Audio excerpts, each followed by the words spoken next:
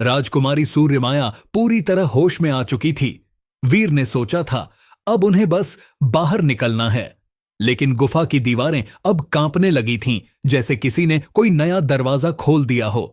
राजकुमारी की चेतावनी सूर्यमाया, तुम समझते हो राक्षस एक था। नहीं वीर, वह केवल प्रहरी था।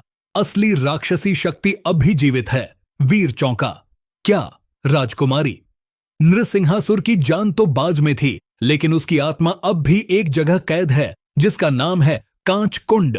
जब तक वह आत्मा मुक्त नहीं होती, वह फिर जन्म ले सकता है और इस बार पूरे राज्य को नष्ट कर सकता है। कांच कुंड कहां है? राजकुमारी की आंखें चमकने लगीं।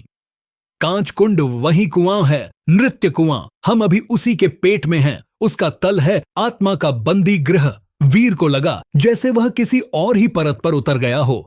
यात्रा खत्म नहीं हुई थी, यह तो उसकी शुरुआत थी।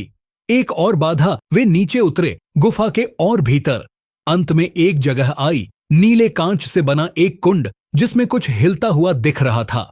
वहां बंधा था एक पारदर्शी शरीर, जल की तरह, लेकिन भीतर जलता हुआ। राजकुमारी बोली, इसे नष्ट करने का एक ही तरीका है, राजवंश के खून से बना दीप जलाकर इसमें प्रवाहित करना। फिर उसने अपनी हथेली काट दी। वीर ने उसका खून दीप में डाला, दीप जलाया और उसे कांच कुंड में छोड़ा। जैसे ही दीप पानी को छुआ, पूरा कुंड आग में बदल गया। एक अंतिम चीख, मैं लौटूंगा, और फिर सब शांत। अब सच में शांति थी। राक्षसी आत्मा, शरीर और शक्ति तीनों नष्ट हो चुके थे। नृत्य कुएं के भीतर की सारी दरारें अब भर चुकी थीं। गुफा की दीवारों पर जमी धूल उड़कर गायब हो गई थी। दिए अब भी जल रहे थे, लेकिन अब डर से नहीं, शांति से। वीर और सूर्यमाया दोनों कुएं से ऊपर निकले। गांव की हवा बदल चुकी थी। वो डर, वो सन्नाटा अब नहीं था। गांव में वापसी गांव वालों ने वीर को पहले देखा, फिर पीछे राजकुमारी को, और कुछ पल के लिए सब चुप हो गए।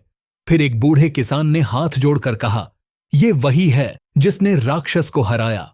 लोगों ने फूल बरसाए। गुरुजी की आंखों में गर्व था। दादी जान की मुस्कुराई, अब सच में सूरज निकला है बेटा।